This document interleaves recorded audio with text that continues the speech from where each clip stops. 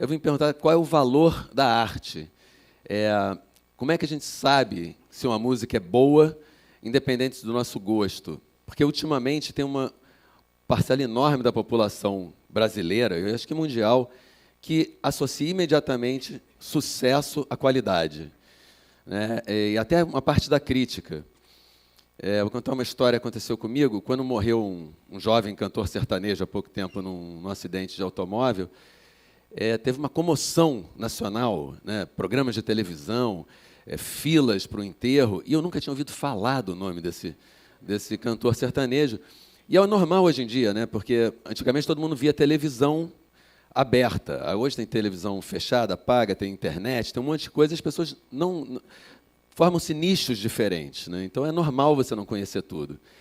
E quando eu falei dessa minha ignorância na minha página, na rede social, eu comecei a ser atacado pelos fãs desse cantor, e até acho normal, porque fã vem da palavra fanático, né? E alguns fanáticos são violentos mesmo. Mas o que me causou estranheza foram os argumentos, por que eles me atacavam. Porque, como o sucesso é o avalizador da qualidade, se eu não conhecia, era quase como se eu estivesse dizendo que ele era ruim, né? E as críticas eram todas assim: quem é você para falar dele? Quantas músicas de sucesso você tem na parada agora? Qual o tamanho do seu show agora? Ou seja, ele faz mais sucesso, faz mais dinheiro, ele é melhor que você, né? E quando as pessoas vêm nas minhas redes sociais também, por algum motivo político, me atacar, em geral atacam desse mesmo jeito, falando do dinheiro que está sendo gerado, do sucesso que está acontecendo. Então passou a ser um avalizador mesmo de qualidade.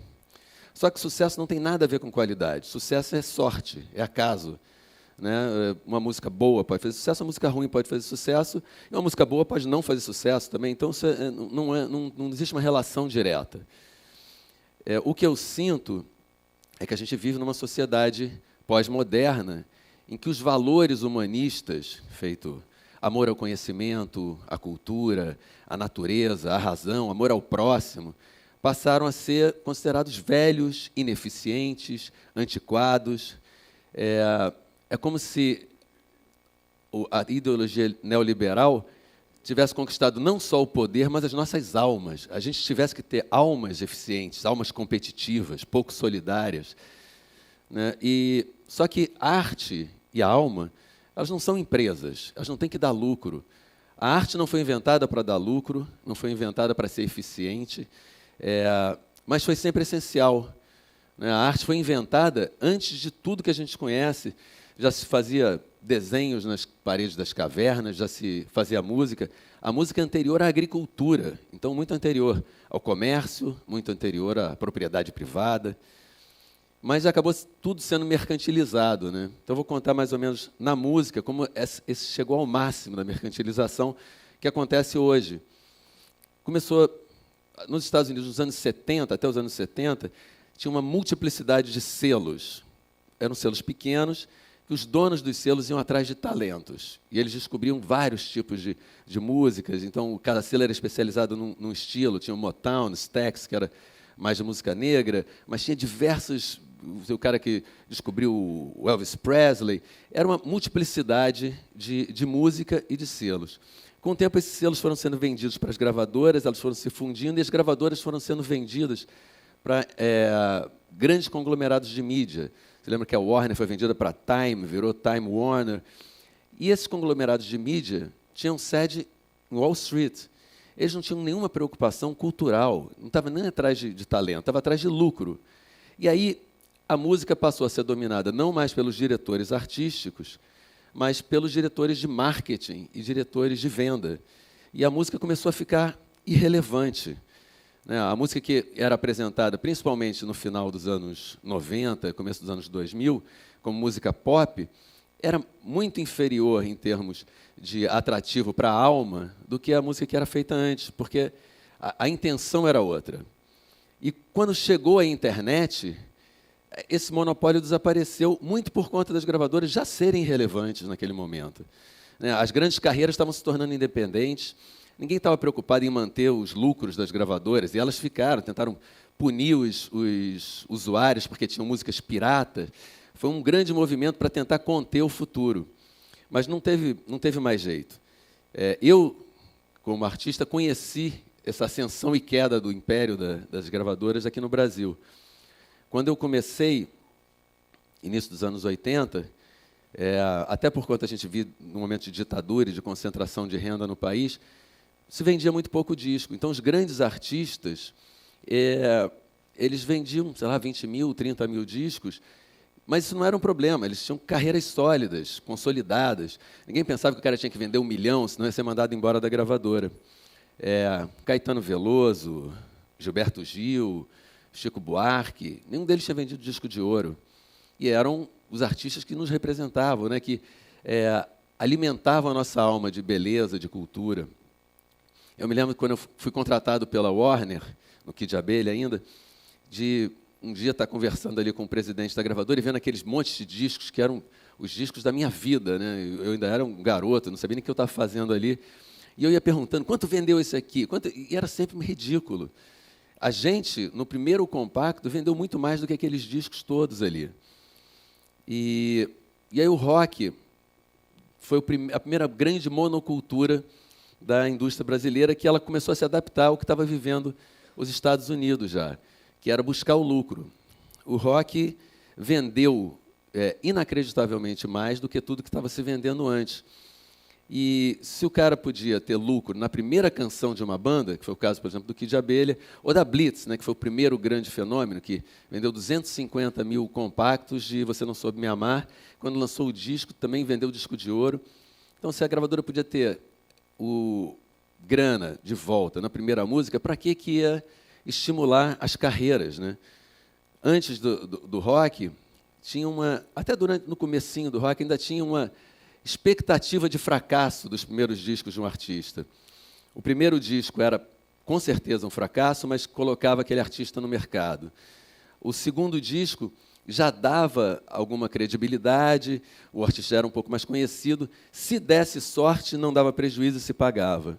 A partir do terceiro, se esperava que pudesse começar a dar lucro. E aí grandes carreiras foram sendo construídas. Mas a indústria viu uma possibilidade de abortar esse tempo todo e partir direto para o lucro. Eu me lembro, eu compondo uma vez na casa do Vinícius Cantuária, para algum artista novo que alguma gravadora queria lançar naquela época, e um diretor artístico da gravadora ligou para o Vinícius e falou, vem cá, como é que está indo aí, tudo certo? Mas não vai fazer aquelas coisas chatas que você faz com Chico Buarque, tá? Para você ver como é que a qualidade não tinha a menor diferença, né?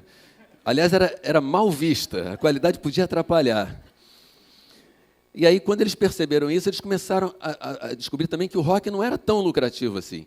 Muito mais lucrativo eram as ondas populares. E aí começou várias ondas que excluíam todo o resto.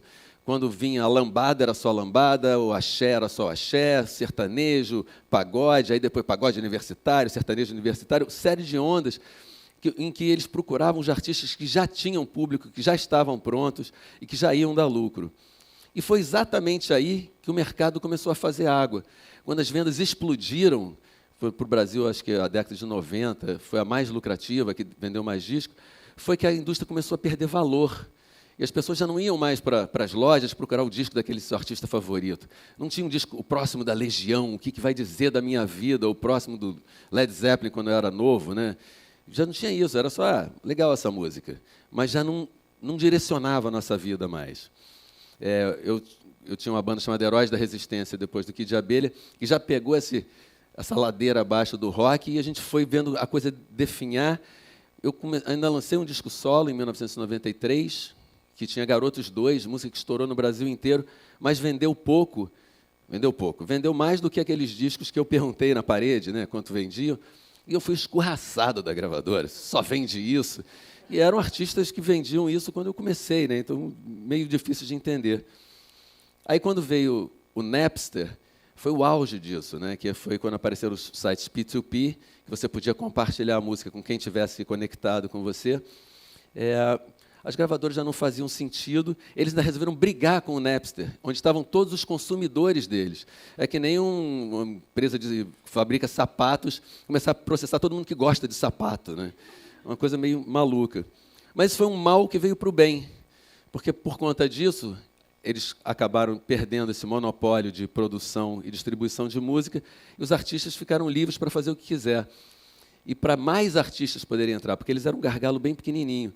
Naquela época, ou você tinha gravadora, ou você era invisível, né? Ser independente era ser independente do público também. E aí, essa liberdade que os artistas passaram a ter provocou uma diversidade que às vezes a gente não conhece. Mas se você for procurar na internet, hoje a música é muito mais rica e muito mais diversa do que era.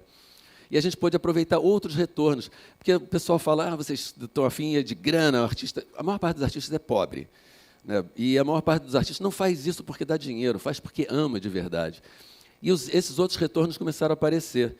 Então, vou falar de algumas músicas minhas que são, para mim, mais importantes do que músicas que me deram muito dinheiro, que me deram muita projeção.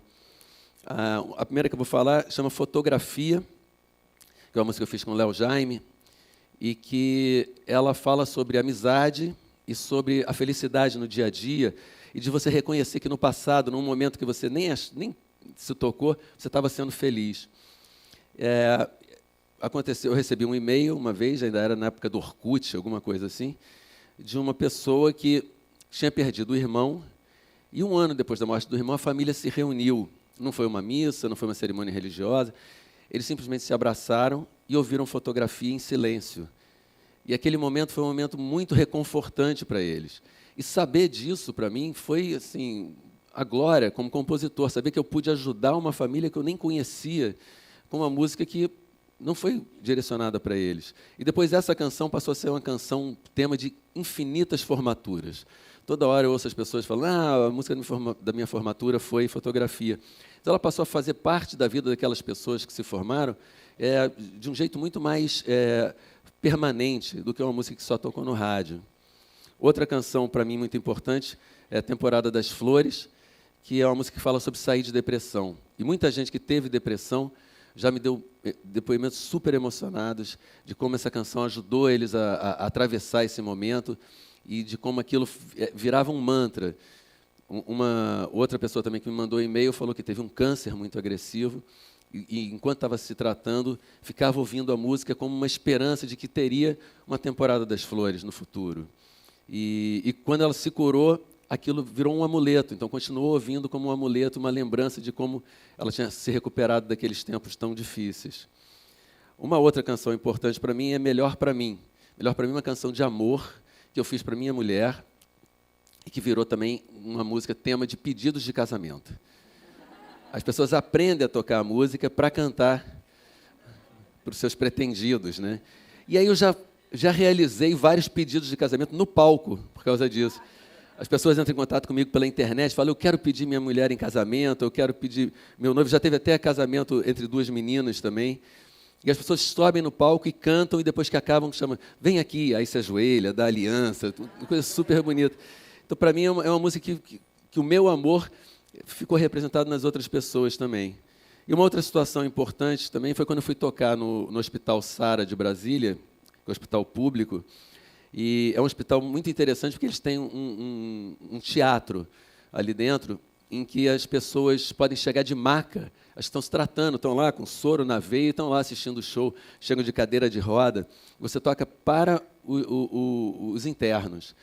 E a doutora Lúcia, que é uma neurocientista muito famosa e também a presidente da rede, falou que no dia que tem evento artístico ali, eles aplicam 50% menos de analgésico e as altas aumentam em até 80%. Então, muito legal, né? É bom saber que cultura, além de dar um alívio na alma, também pode dar um alívio no corpo através da alma, né? Então, eu queria terminar essa fala, antes de tocar ali para vocês, com um pedacinho de uma crônica do Márcio Tavares do Amaral, que é um escritor e professor de filosofia, chamada Como Assim Humanismo? Uma das marcas mais reconhecidas da cultura pós-moderna é seu anti-humanismo. Individualista ao extremo, o pós-moderno é um modo de estar no mundo que não assimila a noção de valores humanos transcendentes à existência corrida de cada dia. O homem, como valor, está caçado. Houve um humanismo grego, o que propôs a formação pela cultura, para criar o homem e afastar o bárbaro. herdamos dela. Como já havíamos herdado do humanismo judaico, também aprendemos do humanismo romano do cidadão, formulamos cristãmente a noção universal de humanidade e a distribuímos pelos muitos cantos da terra.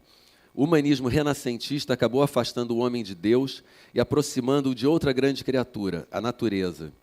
Esse humanismo naturalista nos encheu de arte e beleza e prenunciou a época moderna, a da razão soberana, a do homem público, súdito e senhor da razão. O pós-moderno, homem unidimensional, consumista, rompeu com todos esses vínculos. Largou amarras, queria ficar livre, ficou à deriva. O humanismo hoje não seria um saudosismo passadista. Nessa hora crepuscular, poderia ser um projeto revolucionário. E não tem mais tempo, é para já. Então, eu vou tocar algumas das músicas que eu comentei aqui. Primeiro, a música da formatura.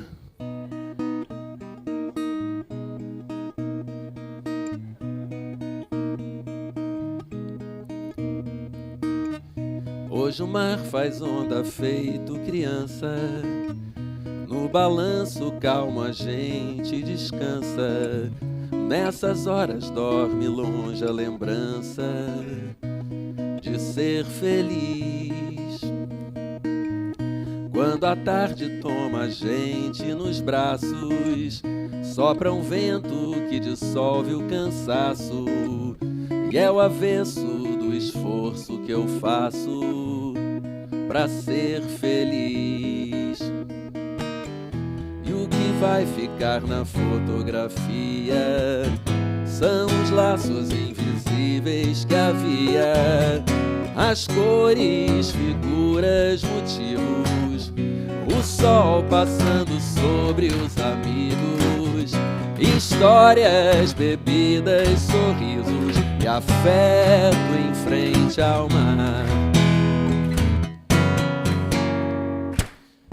Quando as sombras vão ficando compridas, enchendo a casa de silêncio e preguiça, nessas horas é que Deus deixa as pistas pra eu ser feliz.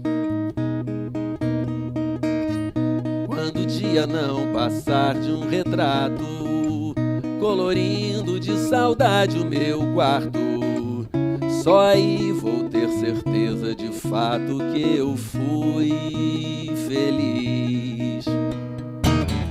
E o que vai ficar na fotografia são os laços invisíveis que havia, as cores, figuras, motivos, o sol passando sobre os amigos, histórias, bebidas, sorrisos e afeto em frente ao mar. As cores, figuras, motivos, o sol passando sobre os amigos, histórias, bebidas, sorrisos e afeto em frente ao mar.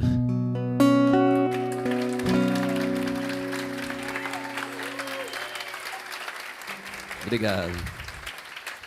E agora a música de Sair de Depressão.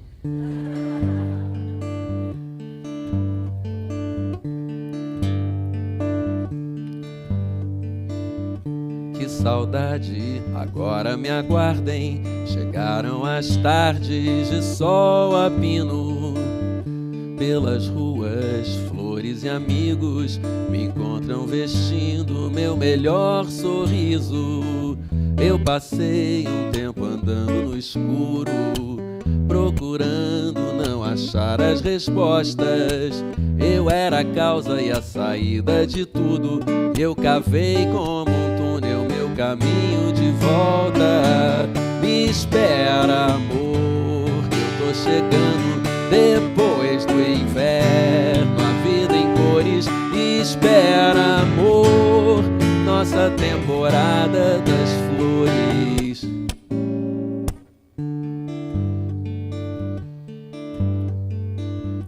Eu te trago 1 milhão de presentes que eu achava que já tinha perdido, mas estavam na mesma gaveta que o calor das pessoas e o amor pela vida. Me espere, estou chegando com fome, preparando o campo e a alma pras flores. E quando ouvir alguém falar no meu nome, eu te juro que pode acreditar nos rumores. Me espera, amor, que eu tô chegando depois do inverno, a vida em cores. Espera, amor, nossa temporada das flores. Me espera, amor, que eu tô chegando depois do inverno, é a vida em cores. Espera, amor, nossa temporada das flores.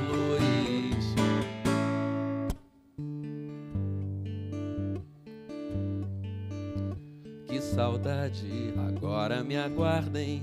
Chegaram as tardes de sol a pino. Obrigado.